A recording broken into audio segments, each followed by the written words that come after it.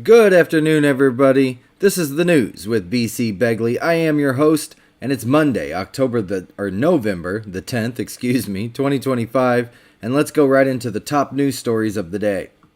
The Senate took its first step toward ending the government shutdown on Sunday, advancing compromise legislation to fund the government despite internal Democratic divisions. A group of moderate Democrats and independents agreed to proceed without a guaranteed extension of Affordable Care Act subsidies, angering many in their party. The Senate voted 60 to 40 to move forward, with most Democrats, including the leader Chuck Schumer, opposing the measure. The deal funds the government through late January and promises a December vote on extending health care tax credits while restoring jobs and back pay for federal workers, the Associated Press has reported. Senate Majority Leader John Thune backed the deal, and President Donald Trump said it appeared the shutdown's end was near. Cleveland Guardians pitchers Emmanuel Clase and Luis Ortiz have been indicted for allegedly manipulating bets on individual pitches as part of a gambling scheme. Federal prosecutors in Brooklyn charged them with multiple conspiracies, including wire fraud, bribery, and money laundering.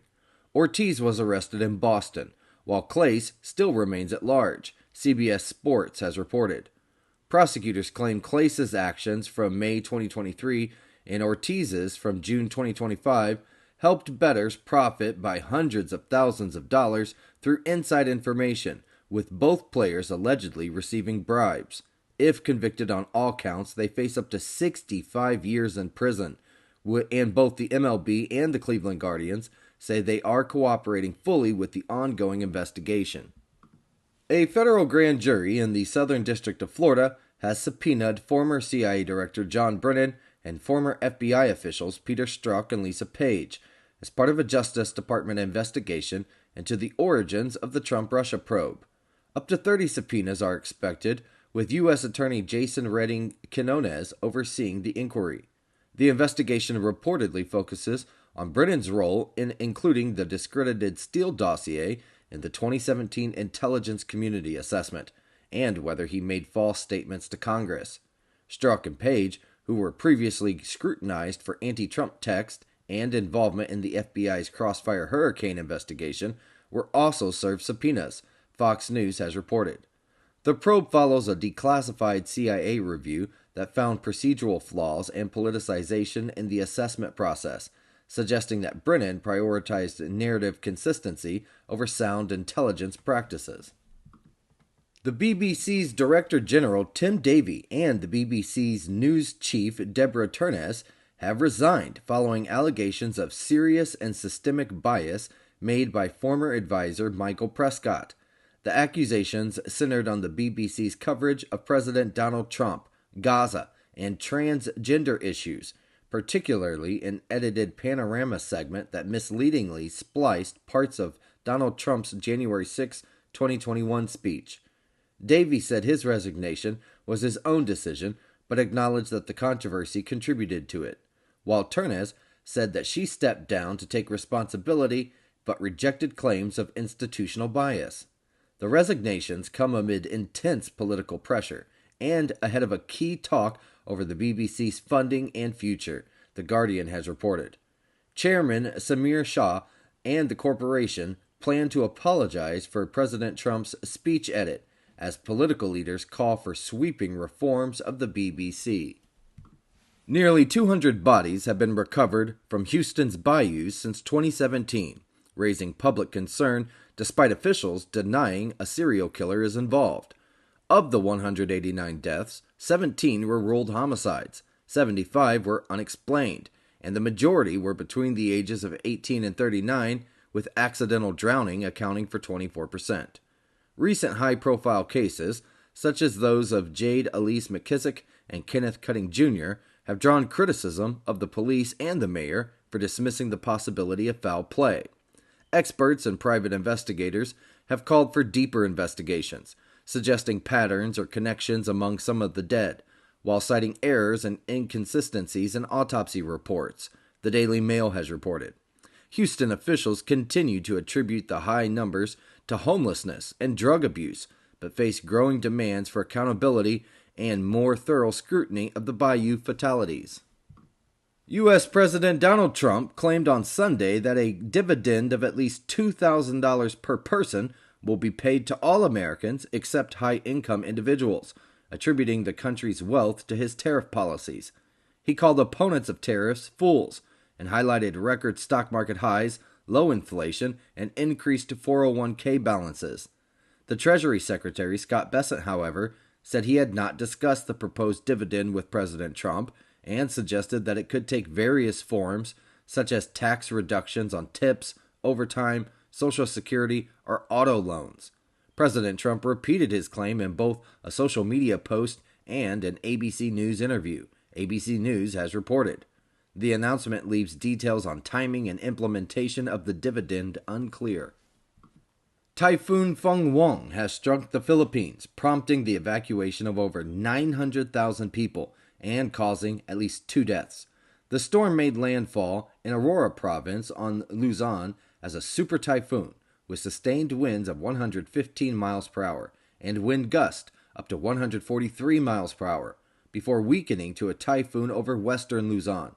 Authorities warned of destructive winds, life-threatening storm surges, and heavy rainfall, with more than 200 millimeters expected in parts of Luzon, raising risks of flooding and landslides. The typhoon has forced the closure of several airports and the cancellation of nearly 300 flights, Reuters has reported. Fenghuang follows Typhoon Kaomegi, which killed nearly 200 people and is affecting residents already dealing with ongoing storm impacts.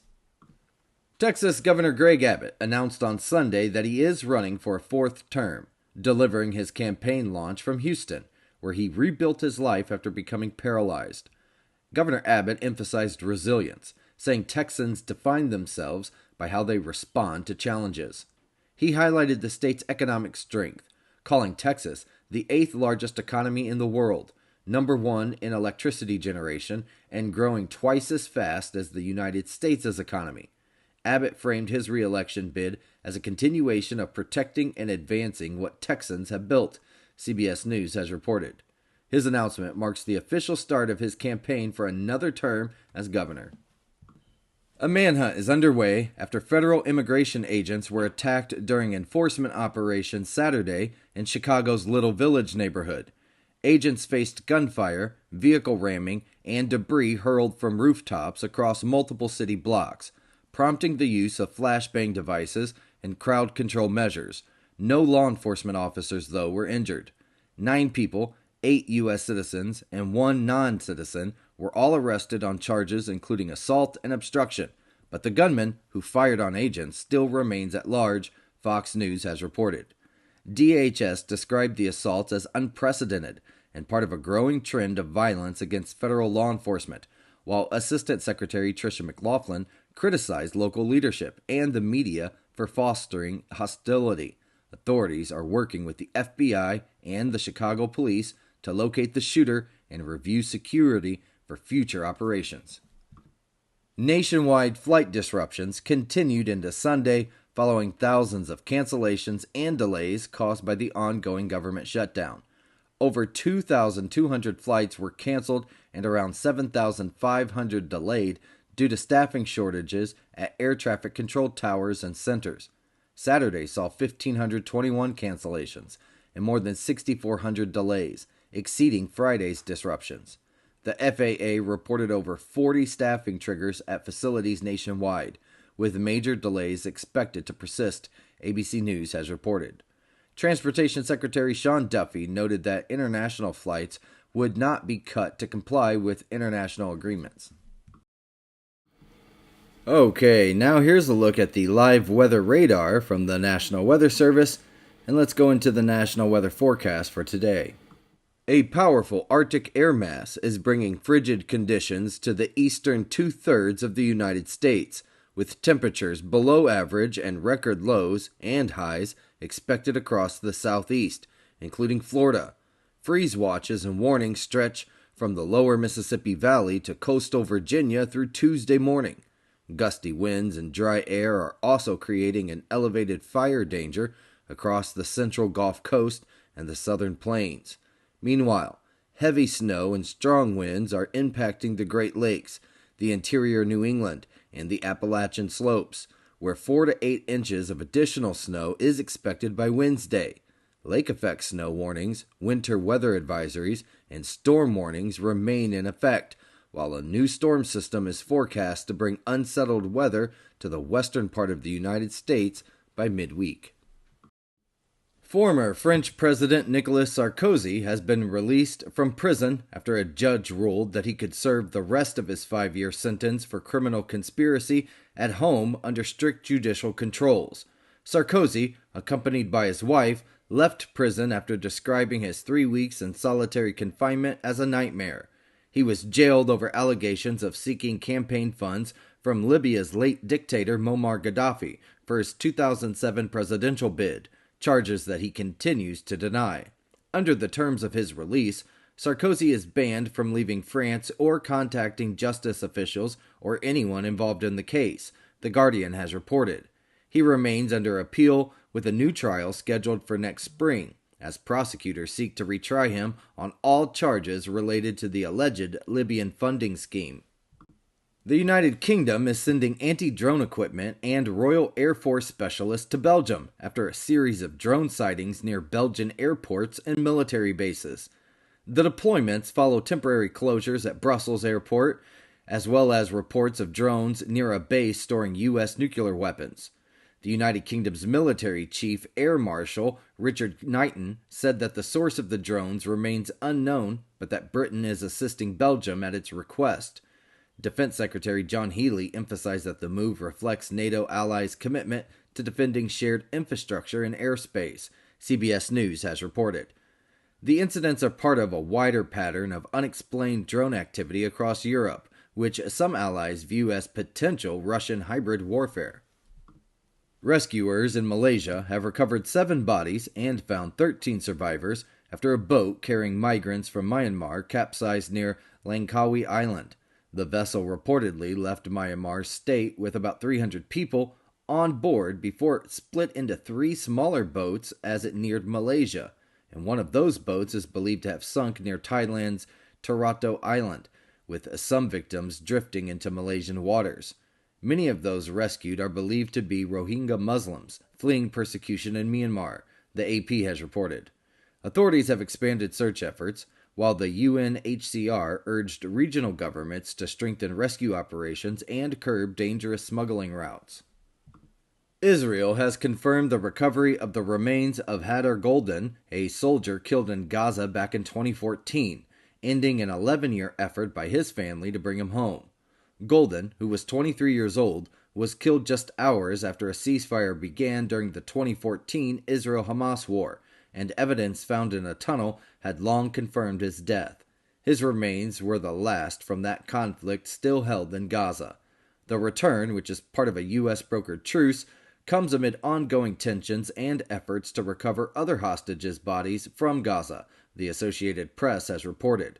Israeli Prime Minister Benjamin Netanyahu said the move ends years of, quote, great agony for Golden's family, who will now be able to give him a proper burial. A Chinese official threatened Japanese Prime Minister Sanae Takaichi with beheading after she suggested that Japan should intervene if China attacked Taiwan. Takaichi had said a Chinese naval blockade of Taiwan during conflict could create a, quote, survival-threatening situation, prompting Japan's self-defense forces to act. China's Consul General posted a violent threat on X, which Japan then condemned as, quote, extremely inappropriate and formally protested. Prime Minister Takaichi stood by her comments, emphasizing that Japan would make careful judgments based on the situation, the Telegraph has reported. The incident has escalated tensions, with calls in Japan to expel the diplomat, while the United States and China have weighed in on the dispute over Taiwan and Japan's potential involvement. At least 31 inmates have died in a prison in southern Ecuador, including 27 who were hanged, following clashes between rival gangs at El Oro prison.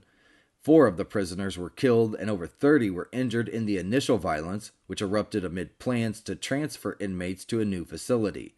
Ecuador's overcrowded prisons have repeatedly seen deadly gang violence, with hundreds killed in recent years. Authorities are building a new maximum security prison, which is set to open in late November, aimed at improving security and separating rival gangs, the BBC has reported. Prison gangs, which have been linked to violent crime, were recently designated as foreign terrorist organizations by the U.S. Department of State. A Sudanese medical group has accused the paramilitary Rapid Support Forces of attempting to hide evidence of mass killings in Darfur by burning bodies or burying them in mass graves. The Sudan Doctors Network said the RSF forces are collecting hundreds of bodies in El Fasher following their takeover of the city on October the 26th, calling the violence part of a broader campaign of genocide. The International Organization for Migration estimates that 82,000 of El Fasher's 260,000 residents have fled, while many remain trapped amid reports of killings, rape, and torture. Some fleeing residents died en route due to lack of food, water, or gunfire injuries, Al Jazeera has reported. Survivors reported learning of relatives' death from social media videos posted by RSF fighters, highlighting the extreme violence in the city. Ukraine faced power cuts of 8 to 16 hours across much of the country on Sunday after Russian attacks on energy infrastructure reduced generating capacity to zero.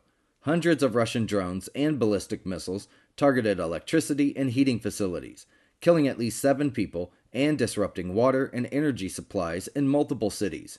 Ukrainian officials warned that nuclear substations were also attacked, raising concerns over nuclear safety and prompting calls for an IAEA emergency response. Experts said the strikes threaten heating and power outages as winter approaches, with Kyiv at risk of a, quote, technological disaster if key plants remain offline, The Guardian has reported. In retaliation, Ukraine has intensified strikes on Russian oil depots to disrupt Moscow's energy exports, while Russia reported shooting down 44 Ukrainian drones early on Sunday. A court in Germany is set to begin the trial of Talib al-Abdul Mohsen, a 51-year-old Saudi psychiatrist accused of killing 6 people and injuring over 300 by ramming a van into a Christmas market in December of 2024. He faces charges including 6 counts of murder, 338 counts of attempted murder, and committing a treacherous attack. He has been held in custody since the attack and could receive life imprisonment if convicted, Al Jazeera has reported. The trial will be held in a specially prepared hall with heavy security, amid questions over whether his previous violent threats and extremist rhetoric could have signaled the attack. South Korea's special prosecutor has indicted former President Yoon Suk-yeol on additional charges of abusing power and aiding an enemy state over his short-lived martial law declaration last year. Prosecutors allege Yoon, along with his former defense minister and an ex-military intelligence chief, planned to provoke North Korea, potentially using drones or surgical strikes, to justify imposing martial law. Yoon, who was removed from office by the Constitutional Court back in April, faces trial for insurrection and could face the death penalty if convicted. The special prosecutor claims that the trio conspired to inflame tensions and that South Korean drones may have been sent into the north to support their plan, CNN has reported. Yoon denies intending military rule, saying that the martial law was meant to expose opposition wrongdoing and to protect democracy. Today is November the 10th, 2025, and on this day in history, in the year 1775, the United States Marine Corps was established by the U.S. Continental Congress. In the year 1928, Hirohito was enthroned as the Emperor of Japan, and in the year 1951, the first direct-to-dial coast-to-coast telephone call in North America was made as part of the launch of the North American Nuremberg Plan. November the 10th is also the United States Marine Corps' birthday. Okay, everybody, it's 19 past the hour, and let's do a quick market update. The Nasdaq is up 1.96%. Gold is up 2.75%. Oil is up 0.34%. Bitcoin is up 1.02%. The Dow Jones Industrial Average is up 0.31%. And the S&P 500 is up 1.06%. Alright, real quick, don't forget to like and subscribe to the channel. That way you can stay up to date on all of our news stories and our live shows. And let's go into the last block of news for today. U.S. forces carried out 2 more strikes on alleged drug trafficking boats off South America, killing 6 people, the Defense Secretary Pete Hegseth have said. The strikes, ordered by President Trump, targeted vessels in international waters linked to designated terrorist organizations, with 3 people aboard each boat. Hegseth claims the vessels carried narcotics along known trafficking routes, though Washington still has not publicly provided evidence that the targeted boats posed a threat to the United States.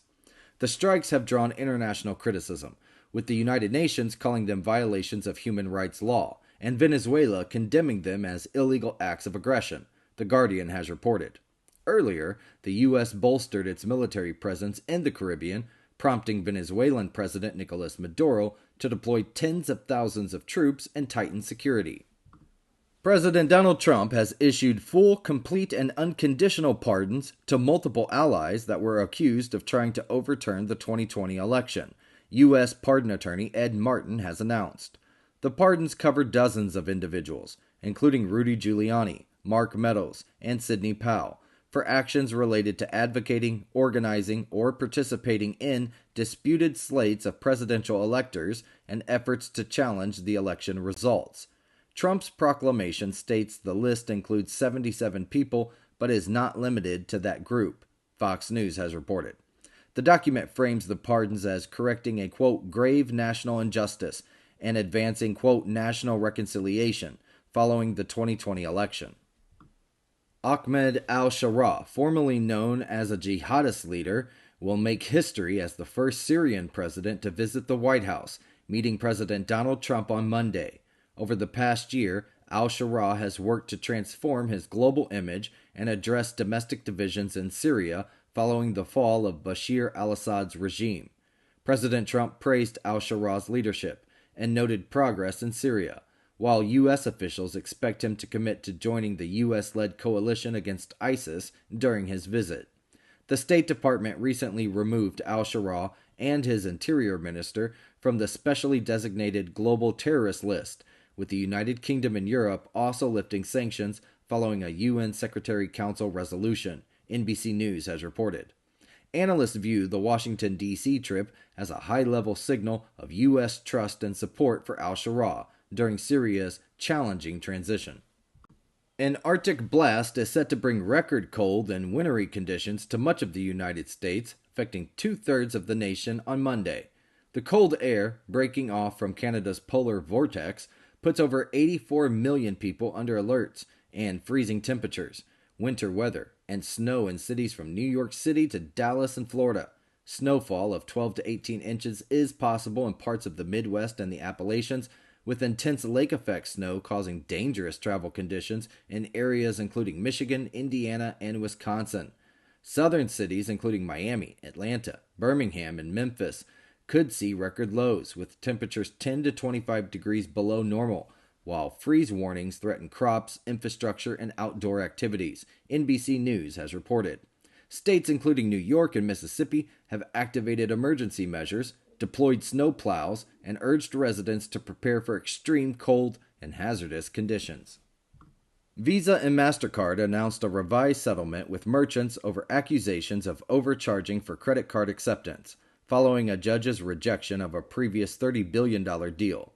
The 20-year litigation alleged that the card networks and banks conspired to violate U.S. antitrust laws through swipe fees for processing transactions.